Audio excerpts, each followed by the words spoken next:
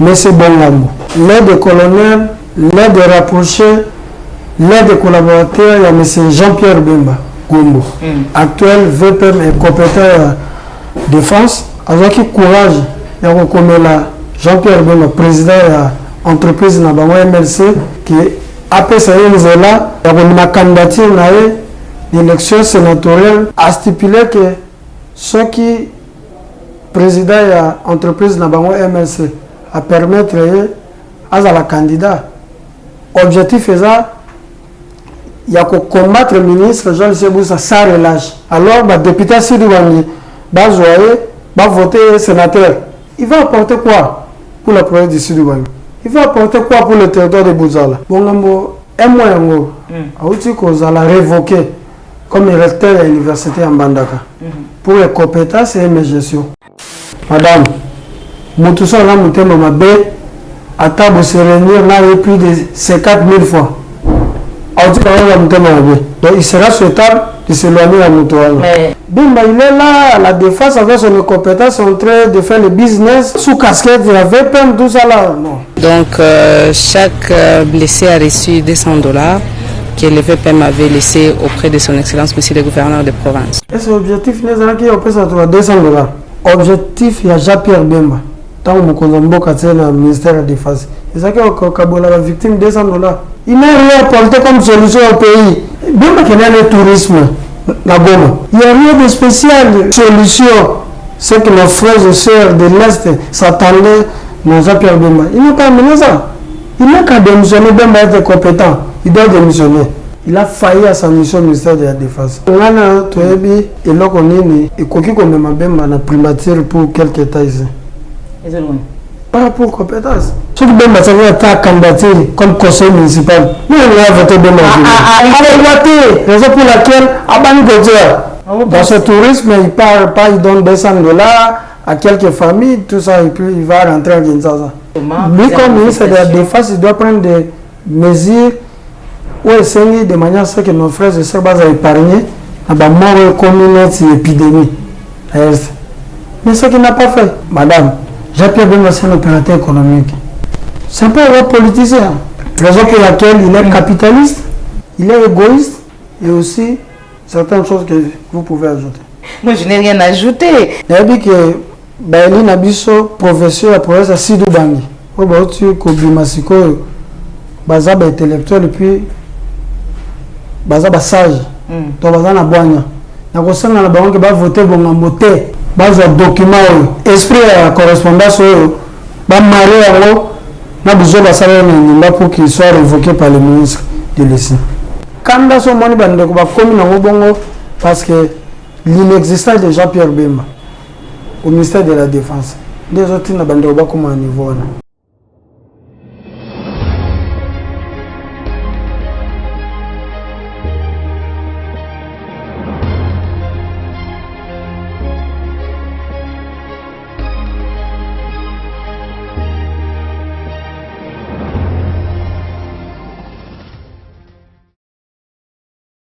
Encore 7 jours pour mettre fin à l'excellence, monsieur le ministre, honorable député. Maïmatali, situation sécuritaire na Katambo Kanabiso, plusieurs manifestations à Wanengomba Kinshasa, mais kasi gouvernement asili ko à disposition, il y a ko interdire maïnion sur matali manifestation. Conseil de sécurité des Nations Unies, bakutanaki outamukolo lobby, ils ont pris la décision, il y a ko bengi ça va partie prenante union sur un dialogue diplomatique. Peut exprimer soutien na ye na ba effort au ezali ko viser na cessation ya ba hostilité a condamné offensive ya M23 na est de la République démocratique du Congo a rappelé tazali ko condamné ba groupe arménien so bazali ko opérer na République démocratique du Congo précisément la partie est ya République bayi Léopard bazonga ki uta lobby a Wanengomba Kinshasa bazala ki chaleureusement accueilli par le président de la République, mais aussi au peuple congolais. Mais quand ça reprend à la situation sécuritaire, tout le monde qui le ministre de la Défense, Jean-Pierre Bemba, ainsi de couper ça. Bongo, $200 à chaque victime, il y a guerre. Est-ce que c'était ça l'objectif? Tout peut y avoir présent des peuples.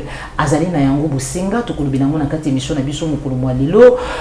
Kopotana entre ministre il y a commerce extérieur Jean-Lucien Boussa oyo azali bongo menacé toyoka ki lo lengeni niveau moko etambolaki oyo baye belé bazali ko attribuer tozwa ki pe confirmation ya ndeko Joël Lisumba oyo azali bongo cadre na kati ya CDR ya Jean-Lucien Boussa otali ça y est ezali bongo ministre ya défense Jean-Pierre Bemba dossier comme à niveau nini est-ce que va saisir de justice qu'est-ce qui se passe tozongela il sous les lots pour trouver ba évolution il est notre invité sur ce plateau moi namboka Joël Lisumba mbote na yo mbote madame Joël Kombe bonne santé oui ça va. Ministre se porte bien. Oui, il est bien. Très bien. De ce qu'on à niveau ni. Bon, pour nous, ce qui est important, c'est de dénoncer à ce stade pour que l'autorité et l'instance ne soient pas. De quoi s'agit-il par rapport à Makamou Bemba Zoluka, l'icolo et ministre. Et puis, nous avons fait notre part. Le reste, c'est à la justice d'en tenir compte et puis de prendre les devants pour ça. Donc, vous avez déjà saisi la justice, procureur près la Cour de cassation ou comment? Bon, nous, on a fait notre part, comme je viens de te dire. Nous avons dénoncé à ce stade. Et puis, nous sommes sûrs que les instances ont une habilité à vous avoir disposition par rapport à ma proposition avec tenir Jean-Pierre Bemba. D'accord. Somonio, Lelo, le sous Bengisio, parce que nous avons vu un document sur les réseaux sociaux et déjà, où ils allaient en possession. Qu'est-ce qui se passe?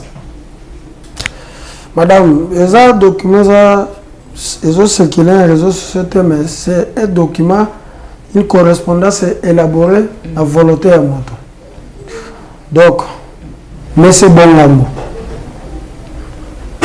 l'aide colonel, l'aide rapproché, l'aide collaborateur, il y a M. Jean-Pierre Bemba, Gombo, actuel VPM et compétent défense, avec courage, il y a reconnu là. Jean-Pierre Bemba, président de l'entreprise Nabango MLC, document qui après ça est là, il y a une candidature à l'élection sénatoriale de manière à ce que ceux qui ont eu l'opportunité à convaincre les députés comme sénateur, objectif n'est pas de combattre le ministre Jean-Lucien Boussa. Donc, objectif est M. Bongambo. Pour la côté comme l'élection sénatoriale, c'est pour combattre le ministre. Quand tu as un document,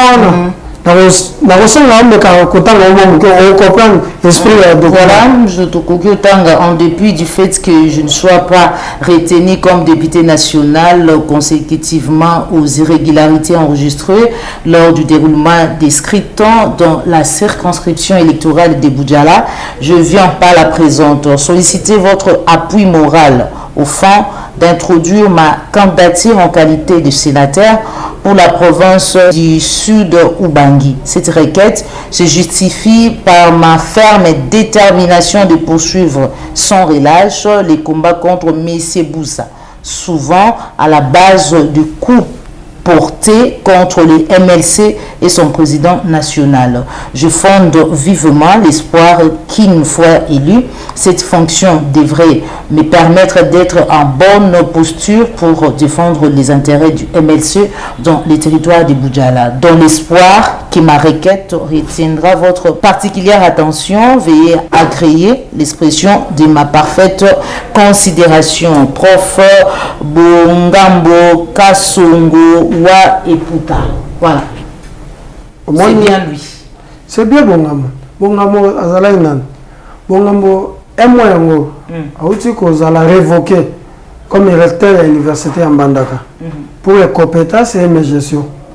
Et puis, dans cette correspondance, a stipulé que ceux qui président de l'entreprise Nabango MLC a permettre à la candidat. Objectif est ça, il y a que combattre le ministre Jean-Lucien Boussa sans relâche. Donc, pour nous, comme sénateur, pour lutter pour le décollage de la province de Sidoubangi. Mais à combattre le ministre Jean-Lucien Boussa. Mais les députés à Sidoubangi, les députés professionnels, sont des intellectuels. Non? Et puis, le passage. Le document est commis dans ma boucle. Madame, tout ça politique. Tout ça politique. Donc, la politique, Effrité. il y a l'item de voix. Il y a des informations. C'est bon à moquer avec ça. Mon toazaki recteur de l'université, mon nom, le roi Mbandaka, révoqué par le ministre de l'ICI pour les compétences et les gestion. Alors, le député Sidou Bangui va jouer, va voter sénateur. Mais il va apporter quoi pour la province de Sidou Bangui? Il va apporter quoi pour le territoire de Bouzala? Nathalie, c'était l'objectif, c'est combattre les gens lycéens parce que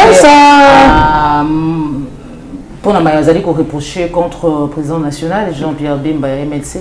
Il est clair dans sa correspondance. Dans sa correspondance, il stipule qu'il doit combattre le ministre Jean-Luc Boussa. Et non, se battre pour le décollage de la province de Sidou Bangui ou le territoire de Bouzala.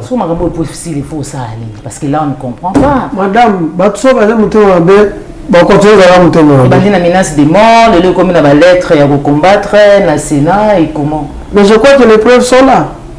Nous, on a Bemba par le biais de ses adeptes, par le biais de ses acolytes, comment il cherche le voie de moyens pour atteindre le ministre. Toutes les manœuvres possibles. Nous sommes au courant de ça. Parce que tu as tête à tête, tu es sur le temps qu'il y a Sidou Bangui. Madame, Moutoussa là, mon thème m'a bé, à table se réunir là, il y a plus de 54 000 fois. On dit qu'on a mon thème m'a bé. Donc il sera souhaitable de s'éloigner à Moutoussa. Mais le ministre Jean-Lucien Boussa a tout caqué ma casse, parce que nous avons vu l'autre fois, le bic est noté à finir qui t'attend à est-ce que le ministre a représenté, excuse, pardon, pour finir avec ces dossiers. Le ministre a fini qui t'attend à où serait l'élément? Preuve tangible. Tout ça sont des machinations politiques, madame. Ce ne sont que des machinations politiques. Jean-Pierre Bemba n'a toujours pas voulu l'existence du ministre Jean-Luc Boussa dans la scène politique congolaise. Pourquoi? Raison pour laquelle, matin, soir, nuit et jour, demain et lendemain, il va toujours chercher à combattre le ministre Jean-Luc Boussa. Et puis, il sortit que les zélatés. Donc, il y a les zélatés. Et aussi, ma pété, on l'a pété. Parce que grâce au ministre Jean-Luc Boussa, aujourd'hui, les gens parlent du gars équateur comme il faut. On parle de la province de Sidou Bangui pour le ministre Jean-Luc Boussa. Le ministre Jean-Luc Boussa, c'est quelqu'un qui a aidé des milliers de jeunes. Jean-Pierre Azala Imoutou, Azala Moi Liboso Naye, n'a-t-il pas fait quelque chose pour la province et à Sidou Bangui? Madame, ata réunion publique ya Pamba. Na territoire natal à Jean-Pierre Bemba, c'est quoi on construit? Alors, à Rosoa, et ça m'a fait ça. Non, Bemba, il est là, la défense avec son compétence en train de faire le business sous casquette. Mais absolument, sous casquette, il y avait plein de tout ça là. Non, Bemba doit démissionner. Il est incompétent. Tomonier, tout à l'heure annonce à Kendeki Bongo, Kota Lolenge Nini, hostilité, Zali Salem à la partie est et la République démocratique du Congo, mais quand même il a donné à chaque victime $200, enveloppe à $200. Je laisse les perceptions à l'image, on se retrouve juste après. Les blessés de guerre internés au centre hospitalier Sébekan d'Ocho viennent de bénéficier de l'assistance ce lundi 12 février 2024. Ce don du vice-premier ministre de la Défense a été remis par l'envoyé du gouverneur militaire du Nord Kivu, sa conseillère principale en charge de la santé, maître Priska Luanda Kamala. Il faut dire que les bénéficiaires sont les victimes de balles du mercredi 7 février d'Ornier. La prise en charge étant rassurée par cet hôpital, avec l'appui de ses partenaires, chaque blessé a reçu au moins un moyen pouvant aider sa famille pour d'autres besoins. Depuis que la guerre a éclaté du côté Saké, nous avons vu beaucoup de gens se déplacer et ce sont les blessés là par balle, les victimes qu'il était venu voir. Et aujourd'hui, nous sommes venus concrétiser ce qu'il avait laissé comme assistance auprès de ces blessés de guerre. C'était quelque chose pour les aider à se nourrir. Donc, chaque blessé a reçu $200 que le VPM avait laissé auprès de son Excellence, Monsieur le gouverneur de province. Écoutons tour à tour quelques malades. Antuka nashukuru sana kwa guvernema imetusaidia. Juu tulikuwa tujiwezee kitu, meme tuletea kama msaada mwa hospitali. Wale msaada mmetuletea juu italichunga ule mtoto hapa kwenye analala, ndio mpia mkate na mpia manake vya vyote wenyewe atastahili. Nawapigia asante kwa msaada ambao wameniletea na Mungu awazidishie nguvu. Retenons que c'était plus de 60 compatriotes qui viennent de bénéficier de cette assistance. Voilà, au lobby était azali incompétence, mais comme on a qui a coupé sa enveloppe à la victime, c'est quelque chose déjà. Madame, est-ce que tant au VPM de face à l'Ouest Kinshasa, dans la délégation à Kiegoma, est-ce que l'objectif n'est pas qu'il peut s'attendre à $200? Soutien, aide. Objectif, il y a Jean-Pierre Bemba. Tant au Mkonzamboka, c'est le ministère de la Défense. Et ça, la victime $200. Bimba a échoué au ministère de la Défense. Il n'a rien apporté comme solution au pays. C'est pas ça. Même Bimba qui a le tourisme, la Goma. Il n'y a rien de spécial, rien de concret. Bimba a mis l'extrême nord, il y a la République, l'Est, la République. Solution, c'est que nos frères et sœurs de l'Est s'attendaient. Jean-Pierre Bemba, il n'a pas amené ça. Il n'a qu'à démissionner. Bemba est compétent. Il doit démissionner. Le gouvernement, Bemba Tokaraye, parce que le Conseil des ministres, c'est ça les mandats, là où les décisions se prennent. Mais madame, avec son compétence, parfois il parle matière au Conseil des ministres. Il donne des fausses données. Que l'on ça évolue à l'Est, tout ça. Bemba est compétent, il doit démissionner. Il a failli à sa mission au ministère de la Défense. Doit démissionner. Dans l'Union sacrée, il faut voir sur l'angoisse parce que déjà ça se parle au sein de l'Union sacrée parce que ce n'est pas la première fois que nous attendons ou après nous ce que vous dites là. Est-ce que dans l'Union sacrée parce que vous êtes là dedans, il doit m'arrêter qu'il faut démissionner? Madame, déjà, ça l'a intérim, nous déjà Premier ministre et comme ami balai ma responsabilité. Quand on donne à quelqu'un de plusieurs responsabilités, ça veut dire qu'il y a quand même la compétence. Je crois que là, tu es bien. Et là, on est né. Et quoi qu'il y ait même la primature pour quelques états ici. Pas pour compétence. La loi est claire, quand un membre du gouvernement devient élu, donc il doit renoncer en pratique à le gouvernement, soit qu'il y a la primature. Mais est-ce que Bemba est candidat? Si Bemba est candidat comme conseil municipal, nous on a voté Bemba. Papa Tika Boyko, pas jusqu'à ce niveau-là. Il n'a rien fait dans la police du Sud-Ban. Même Bemba s'est postulé comme conseil municipal. Raison pour laquelle Abani Godja, donc candidat à la députation provinciale. Et puis il y a eu le dossier à cybermarché témoin. Ils ont mis le sous. Non! Même c'est un corrupteur, non? Atayo Moko, le sous. Ndeko Joël. Non, mais avec a quitté, non? A quitté, non? Madame, pour l'instant, je suis maman. Parce que Bemba, les compétences n'ont pas besoin de mettre jour au jour. Bakufa. Avant Bemba, il y a le ministère de la Défense. Madame, situation dans laquelle va Bemba, ce n'est pas ce qu'on est en train de vivre. C'est pire encore.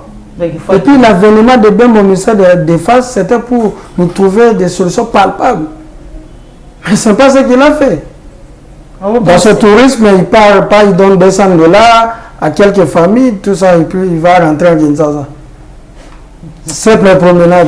Donc, simple promenade. Donc, pour la bino, les Sengeli a le ministère, vous pensez que le ministère de la Défense et que résoudre le problème entre les agents lycéens? Non, ce n'est pas ça.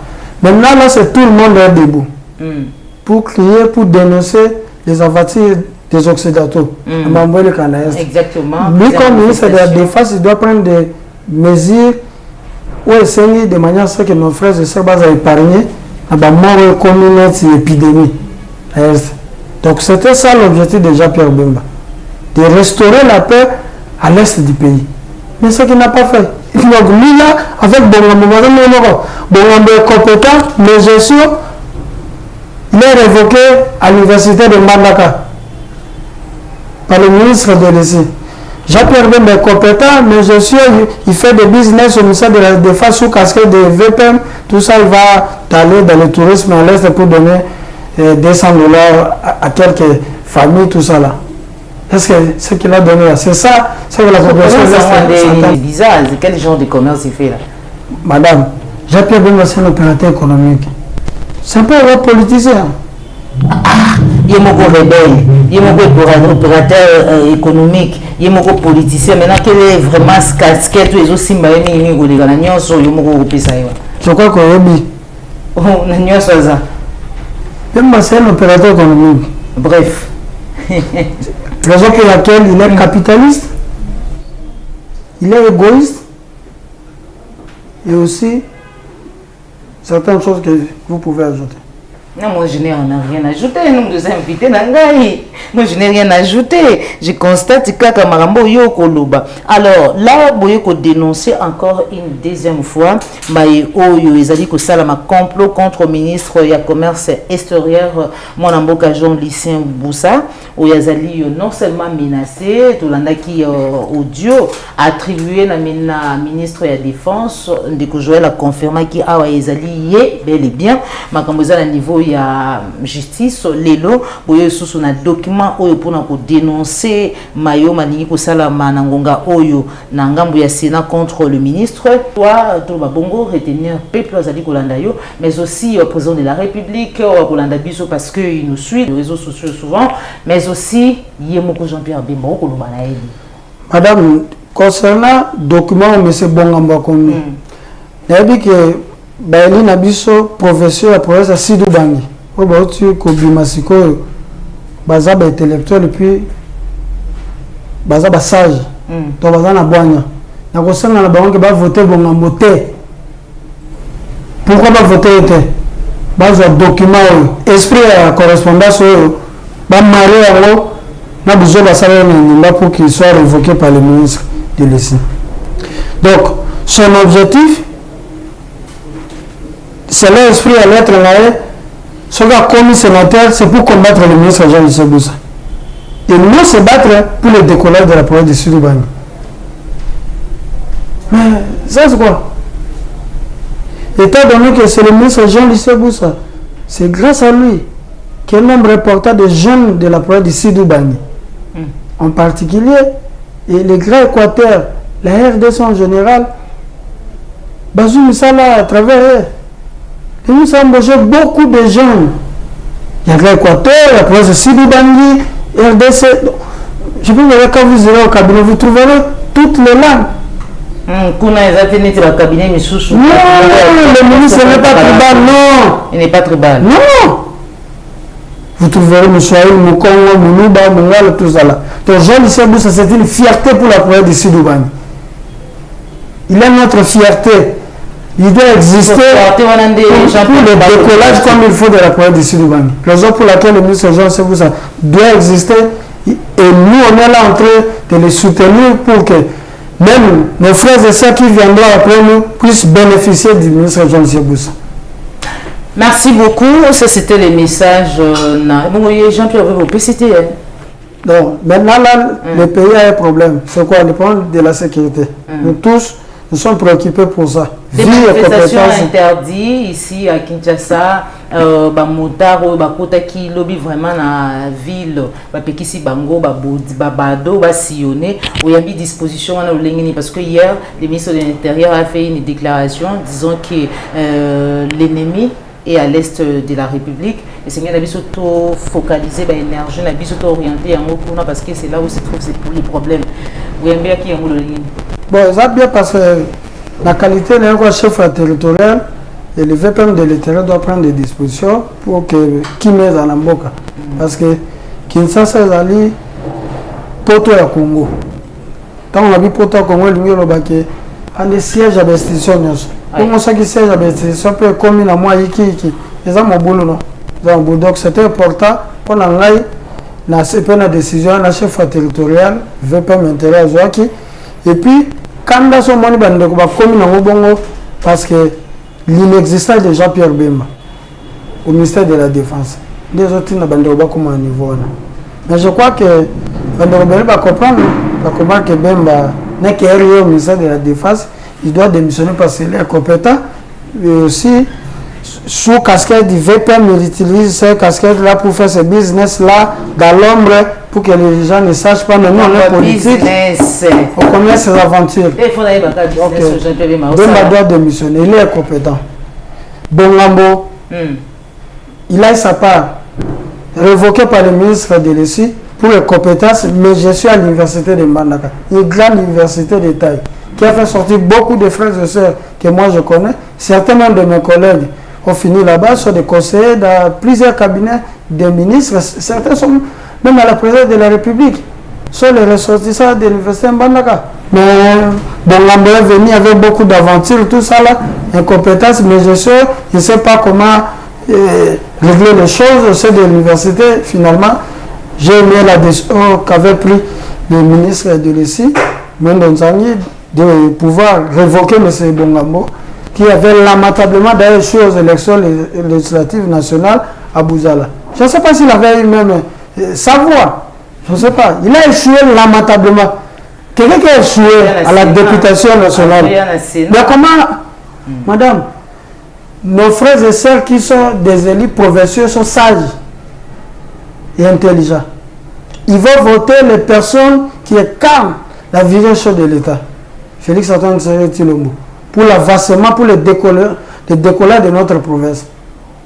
Bon, comme c'est un retraité politique. C'est un retraité politique. Comment on peut voter un retraité là? C'est politique, ils ont souka. Madame, quelqu'un qui est révoqué dans une grande décision pour mégestion de compétences. Mais on l'a poussé à la retraite, non? C'est-à-dire qu'il est productif, non? Comment il doit aller au Sénat là-bas? Il faut se battre là-bas. Quand on est élu député national, soit sénateur, on est parlementaire, non? Donc on doit se battre pour le décollage de Tokwe. D'accord. Merci beaucoup, mon amboka Joël Lissomba, communicateur des CDR, ou mon amboka Jean-Lucien Boussa, ministre du Commerce extérieur, au Tozalaki Nesengo Yako Yamba sur ce plateau, membre et présidium et Union Sacrée, et le monaye de Tosolaki Matali Mbokanabiso. Merci d'avoir répondu à notre invitation, surtout pour la disponibilité. Naïbité ceux qui, moi, les lobassou qui zali, ou ceux qui zalité, tout le monde Merci Madame Joël, mais dans le qui n'a pas à 7 heures comme moi. Pour nous dire que Bandeko Belé, par Hollande émission comme il faut. Il y a des réseaux sociaux partout, par-ci par-là. Donc il y a Twitter, il y a Facebook, il y a groupe WhatsApp, même il y a Bisso province Sidou Bangé au Kenda. Donc, les députés provinciaux na Bisso, il y a les Kenge. La manœuvre déjà m'a bé, mais c'est bon en lui, son objectif, pour combattre quelqu'un qui est en train de se pulmoner pour le décollage de la province de Sidouban. Et non se battre pour le décollage de cette province.